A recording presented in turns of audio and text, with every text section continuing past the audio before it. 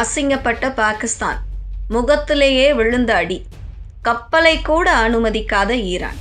இதெல்லாம் தேவைதானா? ஹார்முஸ் ஜலசந்தியில் இப்போதும் பதற்றம் இருக்கிறது. அங்கு கப்பல் போக்குவரத்து ஆரம்பித்தாலும் இயல்பு நிலை முழுமையாக திரும்பவில்லை.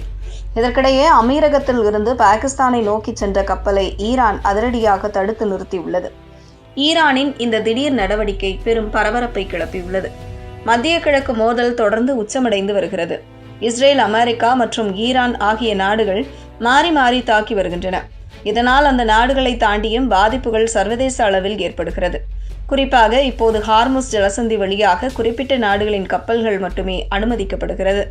இதற்கிடையே பாகிஸ்தான் நோக்கி சென்ற ஒரு சரக்கு கப்பலை ஹார்முஸ் ஜலசந்தியில் ஈரான் படைகள் தடுத்து நிறுத்தின. ஐக்கிய அமீரகத்தின் ஷார்ஜாவில் இருந்து கராச்சிக்கு சென்ற சலன் கப்பல்தான் தடுத்து நிறுத்தப்பட்டுள்ளது.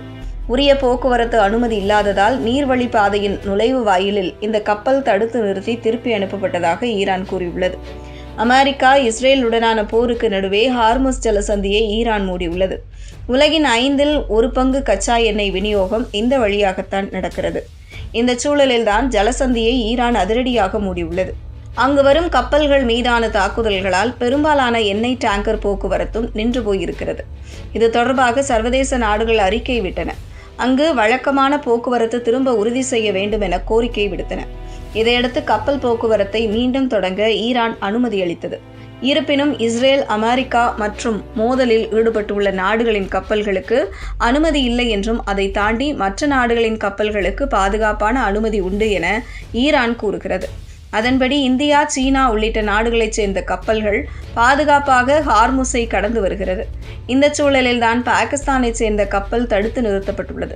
இது தொடர்பாக ஈரான் கடற்படை தளபதி அலிஜா தாங்ஸிரி தனது எக்ஸ் தளத்தில் பதிவிட்டுள்ளார். சட்ட விதிமுறைகளையும் ஹார்முஸ் ஜலசந்தி வழியாக செல்ல அனுமதியையும் பின்பற்றாததாலேயே சலான் கப்பலை ஈரான் கடற்படை திருப்பி அனுப்பியது. இந்த நீர்வழிப்பாதையின் வழியாக எந்த கப்பல் செல்வதற்கும் ஈரானின் அதிகாரிகளுடன் முழு ஒருங்கிணைப்பு அவசியம். ஈரான் மக்களின் ஆதரவு இல்லாமல் இது சாத்தியமில்லை என்றும் அவர் தெரிவித்தார். வரும் காலங்களில் ஹார்முஸ் ஜலசந்தியை தாங்களே நிர்வகிக்கப் போவதாகவும் ஈரான் கூறியுள்ளது. அமெரிக்கா, இஸ்ரேல் நாடுகளை தவிர பிற நாடுகளின் கப்பல்கள் முன்கூட்டியே ஈரான் அதிகாரிகளிடம் சொல்லி ஒருங்கிணைக்க வேண்டும் என்றும் சுங்க கட்டணம் செலுத்தி பாதுகாப்பாக பயணம் செய்யலாம் என ஈரான் கூறியுள்ளது. அதே நேரம் எதிரிகளுடன் தொடர்புடைய கப்பல்கள் இந்நீர் வழிப்பாதையை கடக்க தடை விதிக்கப்படும் என்பதில் திட்டவட்டமாக இருக்கிறது. தீவிரமடைந்து வரும் மத்திய கிழக்கு போரை முடிவுக்கு கொண்டுவர மத்தியஸ்தராக தன்னை நிலைநிறுத்த பாகிஸ்தான் முயல்கிறது. அமெரிக்கா மற்றும் ஈரானுக்கு இடையே அர்த்தமுள்ள பேச்சுவார்த்தைகளை நடத்த உதவ ரெடி என பாகிஸ்தான் கூறுகிறது. இருப்பினும் இதுவரை பேச்சுவார்த்தை அழைப்புகளை ஈரான் நிராகரித்தே வந்துள்ளது. ஒருவேளை பாகிஸ்தானால் ஈரானை பேச்சுவார்த்தைக்கு கொண்டு வர முடிந்தால் அது சர்வதேச அளவில் முக்கியத்துவம் வாய்ந்ததாக மாறும். 1972 அமெரிக்க அதிபர் ரிச்சர்ட் நிக்சன் சீனாவுக்கு சென்றதில் பாகிஸ்தான் மத்தியஸ்தம் செய்தது. அதன் பிறகு இதுபோல செய்வது இதுவே முதல் முறையாகும். போரை முடிவுக்கு கொண்டு வருவதன் மூலம் பாகிஸ்தான் நேரடியாகவே பயனடையும். ஈரானால் நீடிக்கும் போர் பாகிஸ்தானில் மிக கடுமையான எரிபொருள் நெருக்கடியை ஏற்படுத்துகிறது. இதன் காரணமாகவே பாகிஸ்தான் எப்படியாவது இந்த மோதலை நிறுத்த வேண்டும் என விரும்புகிறது.